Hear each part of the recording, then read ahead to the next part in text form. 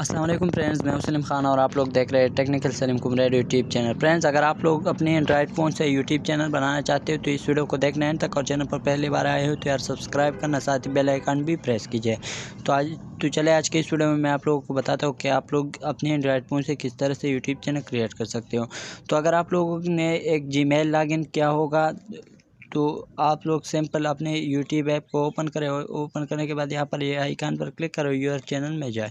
Your channel में जाने के बाद यहाँ पर हमारा जो चैनल था वो क्रिएट हो गया है। तो अब हम एडिट चैनल पर क्लिक करते हैं और यहाँ पर मैं डिस्क्रिप्शन देता हूँ। तो यहाँ पर मैं लिखता हूँ हाय फ्रेंड्स, आई एम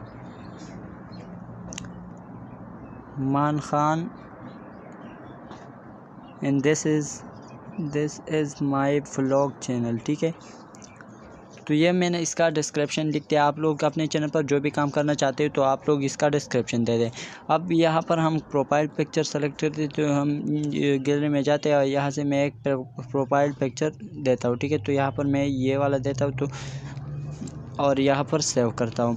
अगर आप लोगों का सब्सक्राइबर्स कोई नहीं देखे, आप लोग ने जिन चैनल को सब्सक्राइब किया होगा और आप लोग चाहते हैं कि ये कोई नहीं देखे, तो यहाँ पर ये आप कर दे और ये भी आप कर दे। इससे आप लोगों का वीडियो और सब्सक्राइबर्स कोई नहीं देखेगा।